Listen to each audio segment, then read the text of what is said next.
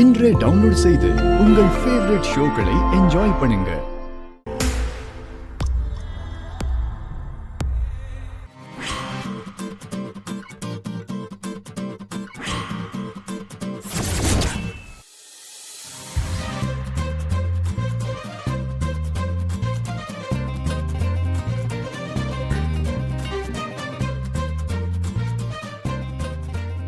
அடி பாவி, இப்படி சாப்பாட்டுல ஏதோ புழு போட்டுட்டாலே.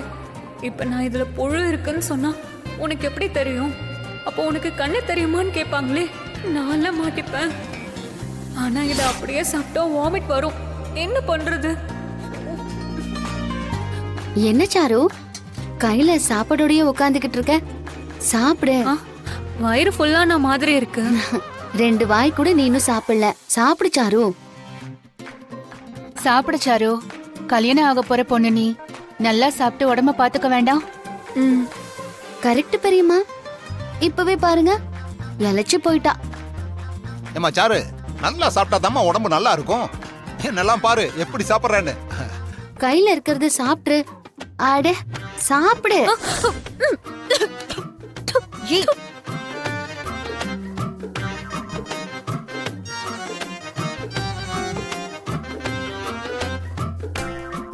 சாரு, ஐயோ சாரு, சாரு. ஒண்ணும் இல்ல பெரியம்மா. எனக்கு கொஞ்சம் கொமட்டுற மாதிரி இருக்கு. ஏமா, சாப்பாடு பிடிக்கலையா? இல்ல பெரியம்மா, சாப்பாடெல்லாம் நல்லா தான் இருக்கு. எனக்கு தான் வயிறு கொஞ்சம் ஃபுல்லா இருக்கு. இதுக்கு மேல என்னால சாப்பிட முடியல. எனக்கு போதும். ஹேண்ட் வாஷ் பண்ண தானே போற? வா, நான் கூட்டிட்டு போறேன். வா வா. ஏய், வேணும்னே பண்றல்ல? நான் என்னம்மா பண்ணேன்? சாப்பாட்டுல புழுவை போட்டு வச்சிருக்க. அப்படியா? புழு இருந்ததா? அப்ப அதை எல்லார்கிட்டயும் சொல்ல வேண்டியது தானே? என்ன சொல்ல முடியலையா? முடியாது. சொன்னாதான் மாட்டிப்பியே. ஏற்கனவே கண்ணு தெரியாத மாதிரி இந்த வீட்டை ஏமாத்திக்கிட்டு இருக்க. இப்போ உன் பேர்ல ஒரு ப்ராப்பர்ட்டியை வேற எழுதி கொடுக்கணுமா? அது எப்படி நடக்குதுன்னு நானும் பாக்குறேன். சீக்கிரமே உன் வேஷத்தை கலைக்கிறனா இல்லையான்னு பாரு. ஏய், உன்னால முடிஞ்சதை பாத்துக்கோ போ.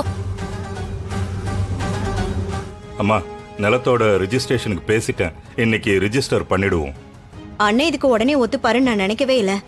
சாருவுக்கு கண்ணு தெரியாதுங்கிறதுனால தான் நிலத்தை உடனே எழுதி கொடுக்க சம்மதிச்சாரு. இருந்தாலும் அவருக்கு பெரிய மனசுதான்.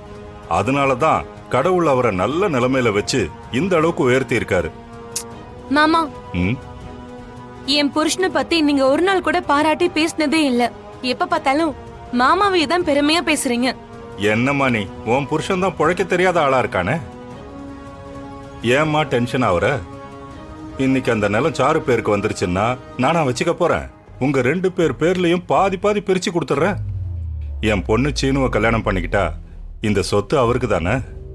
எல்லாம் நல்லபடியா நடந்தா சரிதாங்க. இத பாருங்க, எல்லாரும் சைன் பண்ணிட்டா போதும். கொஞ்ச நேரத்துல எல்லாம் முடிஞ்சிடும்.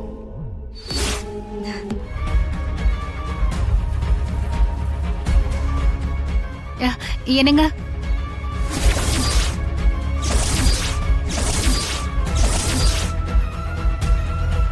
என்ன? எங்க முதல்ல பத்திரத்தை சாமி முன்னாடி வச்சு கும்பிட்டுலாம். சாமி கும்பிட்டுட்டு அப்புறமா கையெழுத்து போடலாம்.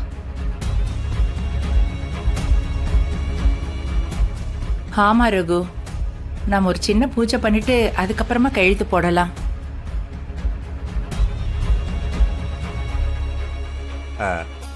கையெழுத்து தானே. அம்மா சொல்ற மாதிரி சாமி கும்பிட்டுட்டு திருப்தியா போடலாம். நல்ல விஷயத்துக்கு சாமி கும்பிடுறது ரொம்ப முக்கியம்ல.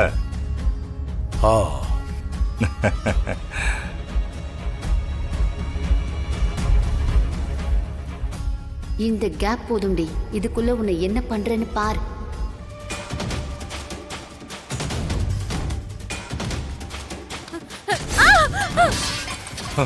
ஐயோ,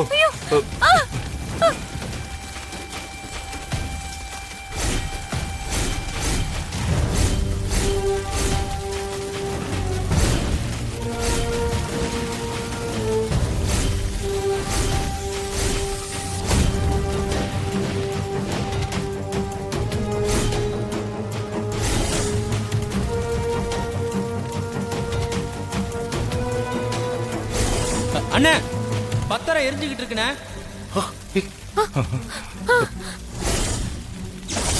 அச்சச்சோ. ஐயோ ஐயோ கையில நெருப்பு பட்டு போகுது. இங்க வாங்க வாங்க.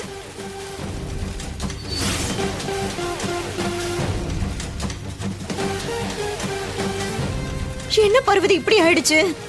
பாட்டி, ரெஜிஸ்ட்ரேஷன் பண்றதுக்கு முன்னாடி இந்த மாதிரி ஆயிடுச்சே. இப்ப பத்திரம் வேற எரிஞ்சிருச்சு. இது கெட்ட சகுனமா தெரியுதுல்ல? அதெல்லாம் ஒண்ணும் இல்ல, நீ சும்மா ஏதாவது ஒண்ணு சொல்லிட்டு இருக்காத. இல்ல பார்வதி, நல்ல காரியம் நடக்கும்போது இப்படி நடந்தா இது அபசகுணம்தான்.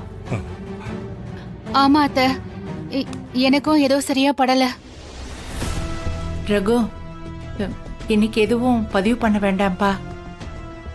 ஒண்ணு சாருக்கு நேரம் சரி இருக்காது, இல்லனா உனக்கு நேரம் சரியில்லைன்னு தோணுதுப்பா. எதுக்கும் நாம ஜோசியரை கேட்டுட்டு இன்னொரு நாள் பதிவு பண்ணிக்கலாம்.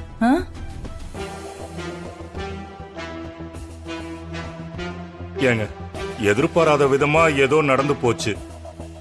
இதுக்கு போய் சகுனம்லாம் பார்க்கணுமா? இன்னைக்கு நாள் நல்லா இருக்குங்க, இன்னைக்கே பண்ணிடுவோம். நான் ரெஜிஸ்டாரை வேற கூட்டிட்டு வந்துட்டேங்க. இல்ல, அம்மா மனசுக்கு சரியா படலன்னு சொல்றாங்க. கொஞ்ச நாள் தள்ளி பண்ணிக்கலாம். சார், உங்களுக்கு எதுவும் பிரச்சனை இல்லைல்ல? அதெல்லாம் ஒண்ணும் இல்லைங்க ஐயா, நீங்க எப்ப சொல்றீங்களோ அப்பவே பண்ணிக்கலாம். ஷோ. அதான் அவரே சொல்லிட்டார்ல, இன்னொரு நாள் பாத்துக்கலாம். அம்மா சொன்னதுக்கு அப்புறம் நானும் இதை பண்ண விரும்பல. சரிங்க, நீங்க என்ன சொல்றீங்களோ அதுபடியே பண்ணிடலாம்.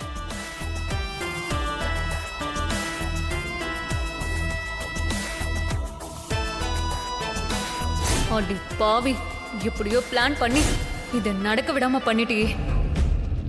கல்யாணத்துக்கு வேற நாள் குறிச்சாச்சு. இந்த நேரத்துல அவளுக்கு எதுவும் ஆயிடக்கூடாது. உடனே போய் டாக்டர் பார்க்கணும். சரி. டேய் சீனு மாமா, நமக்கு தெரிஞ்ச டாக்டருக்கு ஃபோன் பண்ணி வர சொல்றா. சரிங்க மாமா. டேய், வேற டாக்டர் எல்லாம் ஒண்ணு வேண்டாம். பார்வதி சொன்னால அந்த டாக்டரே கூட்டிட்டு வாங்க. அவர்தான் சாருக்கு எப்பவுமே பாக்குறவரு. ஏன் அத்தை அந்த டாக்டர் தான் பார்க்கணும்னு சொல்றீங்க? பக்கத்துல இருக்கிற வேற ஏதாவது ஐ டாக்டர் கிட்ட கூட்டிட்டு போலாமே. ஏய், அதெல்லாம் இல்ல, ராமமூர்த்தி டாக்டர் கிட்ட தான் போகணும். அவருக்கு தான் சாருவோட மெடிக்கல் டீடைல்ஸ் எல்லாமே தெரியும். அங்க கூட்டிட்டு போறதுதான் நல்லது. நல்ல பிளான் பண்ணி தான் இதெல்லாம் செய்றீங்க. நான் என்ன பண்றேன்னு பாருங்க.